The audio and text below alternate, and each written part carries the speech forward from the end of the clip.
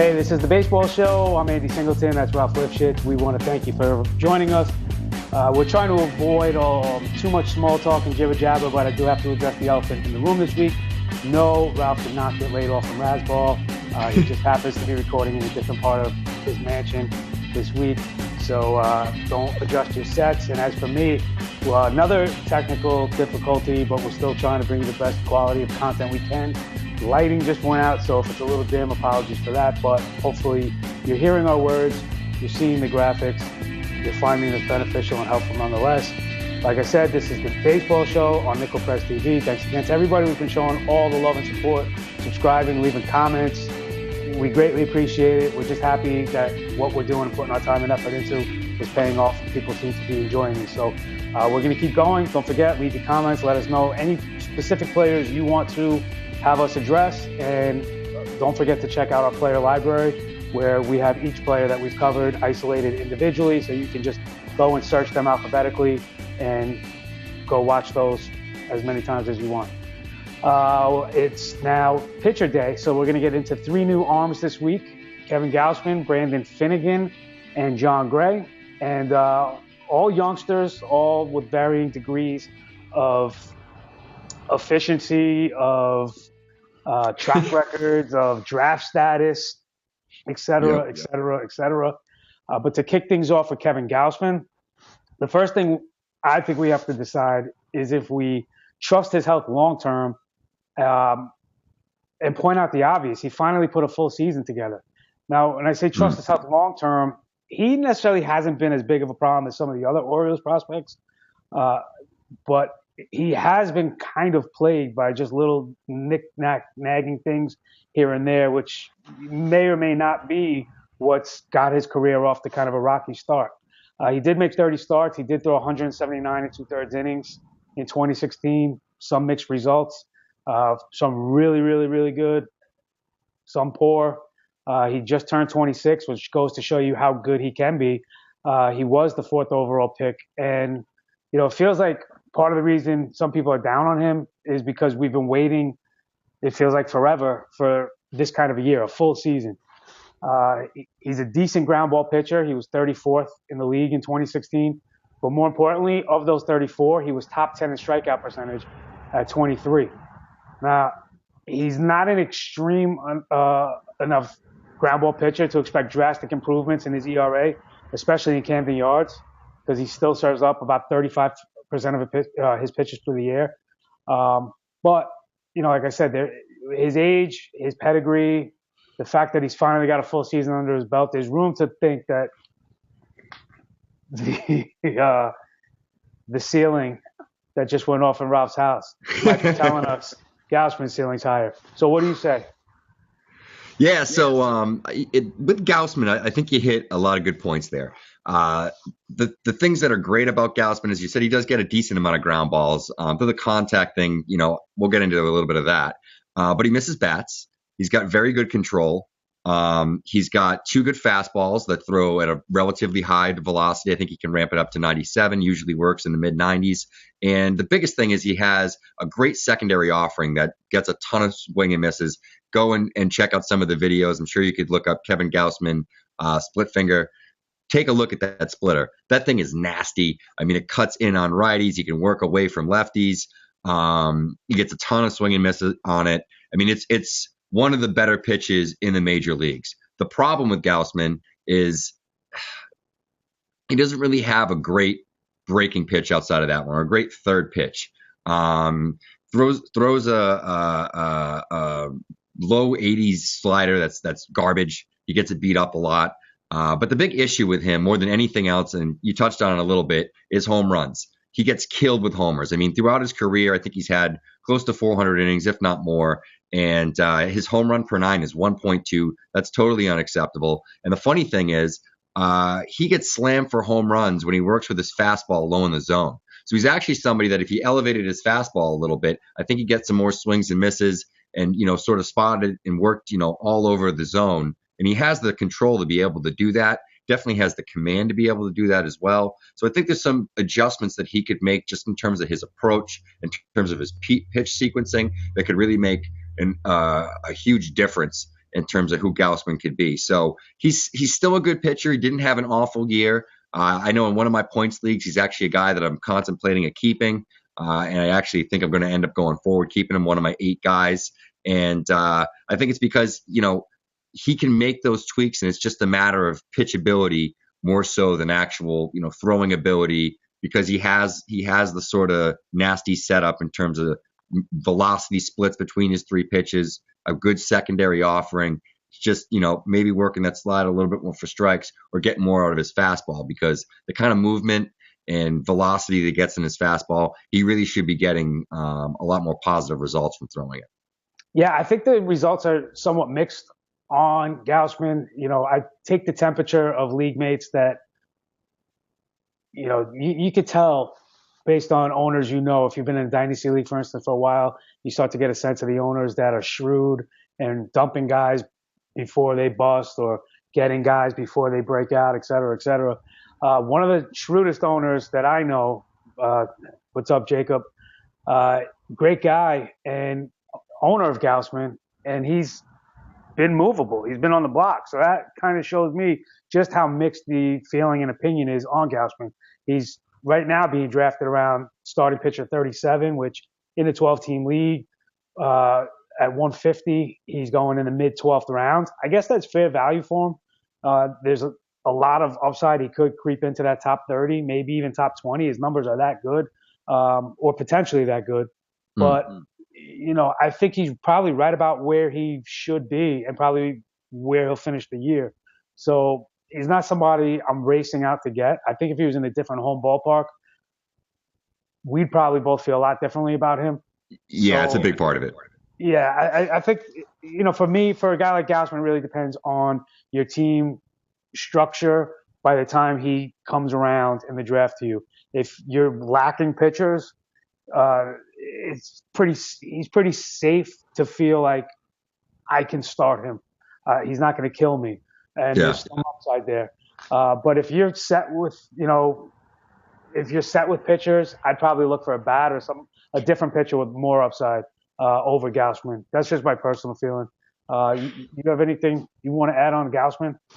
Yeah, and I think you said it. And other than Brendan Finnegan that we'll talk about, the 3 pitchers today, the reason I picked them is I thought they were all sort of similar, where they were guys with some ability, an elite pitch or two, young players that, were top prospects coming in, from the draft, et cetera.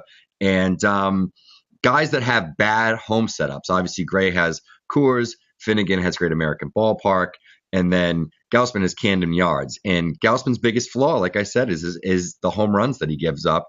And, certainly Camden Yards isn't helping anybody. But there's a lot of good stuff there. The elite swing and strike rate was almost 11% last year, came in at 10.8. The ground ball stuff, like you said, he's got good control. I think it's just, it's a matter of him making slight tweaks. And that makes him a guy that I'm willing to gamble on. But, I'm a hypocrite, too, because I actually sold him last week for James Paxton in a draft pick in one league. So well, if you go back, if you haven't seen it yet and you go back and watch our James Paxton take, that might give you some clues as to why Ralph just made that trade. But speaking of control, speaking of Brandon Finnegan, as you mentioned, he, too, was kind of another high-profile prospect. Got off to a tremendous start with the Royals, mostly out of the bullpen. But he's got control issues, and they're going to continue to plague him. He could be a high K guy, but he's right around 4 walks per 9. So use caution, because that hasn't necessarily gotten any better. And he's got some time under his belt now over the last 2-3 years. His fastball isn't a tremendously overpowering pitch. He averages around 92 miles per hour on it. My biggest problem with Finnegan is that there are too many other options to compete with in Cincy for him to remain in the rotation. I mean, he's going to have to prove himself to remain in that rotation. I understand right now he's slotted in as the Reds' number 2 starter. I understand, he had 172 innings under his belt last year.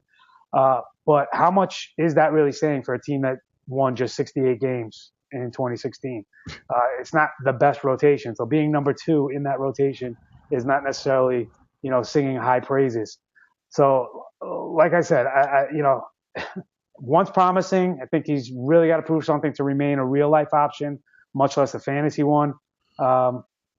that's just my personal thing on it. It's not really a draft concern because he's going all the way down in the 28th round as, starting pitcher 95 right now. So this isn't really a draft concern. But if you're thinking about Finnegan as maybe a sneaky guy, like, sometimes you look at the rotation, like I said, he's number 2 in the rotation. I'll take that guy. He's going to log innings, with upside. Yeah, but there's also kind of a reason why he's fallen that low. Yeah, I mean, you're totally right about that. And the Reds are funny because they sort of have a whole stockpile of guys with good stuff and question marks, sort of across the board. And obviously they got 3 lefties on the Johnny Cueto trade, Finnegan being one of them, Cody Reed being another one, and then John Lamb, who I think is more or less, career is almost over because of several back surgeries if he didn't already retire. But the thing with Finnegan is he's got nasty swing and miss stuff. He's got the changeup, which is a double plus pitch. I think he needs to throw that more. As you said, he gets killed in the fastball, but he gets killed in the fastball in particular because he works away from hitters. He doesn't throw on the inside at all. So he sort of never tries to jam guys up, whatsoever. It's almost like he's afraid to throw it in the inside because he's got some control issues and he's worried he's going to hang it in the middle of the plate. Well, he's almost doing that now because 22 of the 29 home runs that he gave up, he actually gave up on fastballs to the outside of the plate to right-handed hitters. I mean, so this is a very specific area that is killing him. So it's something that I think, once again, in terms of pitchability, just sort of working on changing his approach as a pitcher, that's stuff that people can change. It's stuff that you can get coached up. He's got the ability there. I mean, he's got good pitches. He's got good stuff. But, bad home ballpark. He's a bit of a whip concern. I mean, his ERA was under 4 last year, but a lot of that was really just luck aided. But, I think he's a guy that could potentially turn a corner. He's in the National League. He's on a team where I think he's going to get an opportunity. And he's the kind of player that if he makes slight tweaks, his stuff is nasty that he could really take off. So I think, he's not somebody I'm going after in a 12-team roto league. Probably not a 12-team league of any, setup whatsoever, except for maybe the deepest head-to-heads where, you have quality starts and stuff like that. You just really need to stack up your lineup with pitching. He's really a guy I'm going after in like a 16-team league plus. I'm in a lot of 18 and 30-team leagues. He's a guy I'd go after there because I think you could buy a low potentially and get a decent return. Right. You mentioned, I'm drawing a blank. You mentioned Lamb. Finnegan, you also got Lorenzen, you also got Raisel Iglesias, Cody Reed who knows what's going to happen with him. Cody Reed, you got Robert Stevenson, who again we've been waiting for him to blossom. You got Amir Garrett, who people are starting to talk to. You got a lot of options. You still got Homer Bailey and Dick Sclafani there. I just named 9 or 10 guys for 5 spots, and all of them could be starters. All of them could be relievers. That's kind of the mix they're in. And the Reds have shown with some of their pitchers, they're not afraid to take a guy who others scream should be starting and throw him in the bullpen. So there could be a reversal. Even though Finnegan logged 172 innings last year, I personally wouldn't be at all surprised if you saw him get moved to the bullpen for stretches rather, and a guy like Michael Lorenzen slot in for a few starts. I just don't think he's cemented into the rotation despite where he currently sits and what he did last year. But let's move on to another pitcher who I personally really love. This was a guy I wanted to mention, and when Ralph brought him up for this episode, I was super elated.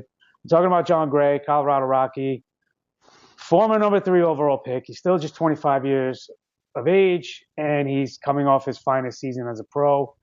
The big question I have for Ralph, the big question I have for you watching is how much does Coors really scare you away? Because his home and away splits show he was actually better in Coors than on the road. And it was a very evenly dispersed sample size. So this isn't, that was 1 or 2 starts versus whatever. No, this was like split down the middle, home and away, and the numbers at Coors were slightly better, not marginally better, but slightly better. So that whole home ballpark thin air thing doesn't really fly with a guy like Gray. I've mentioned before, I love to target pitchers with high ground ball percentages to match with high K rates. And Gray was 6th best in the league in that respect last year in 2016. His K rate is a shade under 10. I don't know that is sustainable, but certainly above 9. And, you're looking at a guy that's going to flirt with 200 Ks. So it's conceivable to think that he could match last year's win total of 10. Steamer projects him for 12, mix in a little luck here or there, and, you could easily see him surpassing a dozen wins. So this is a guy I really like. I think he can easily surpass his current ADP, which is as the 46th starting pitcher off the board, going in like the 15th round, 182nd overall. So I think there's a lot of upside with John Gray, and I personally will be trying to get him wherever I can this year. Yeah, I love John Gray. And when you look deeper into the numbers, he's a player that you like more and more. The one thing is obviously he has the brutal home ballpark of Coors.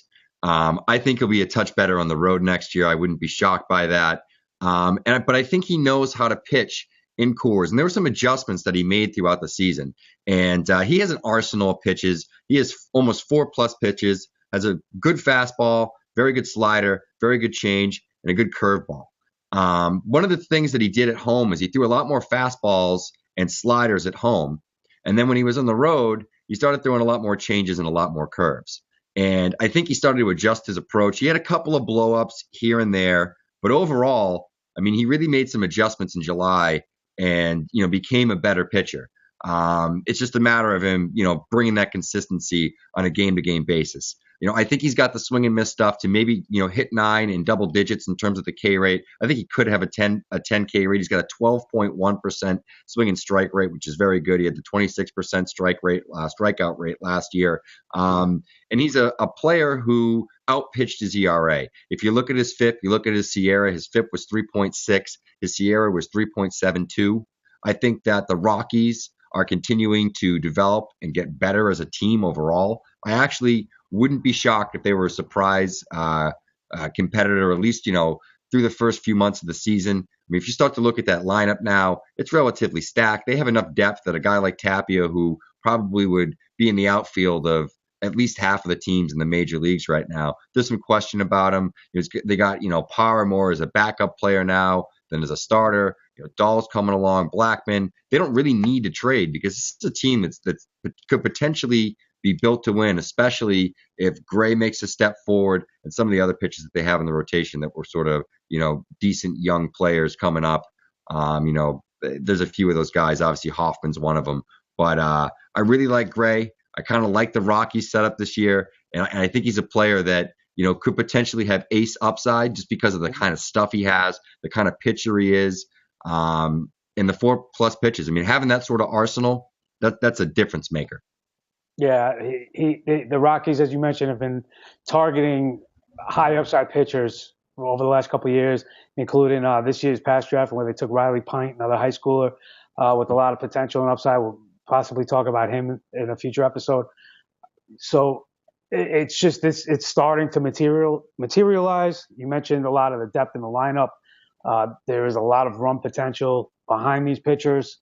There should be, as you mentioned, a lot of wins. There should be a lot of wins.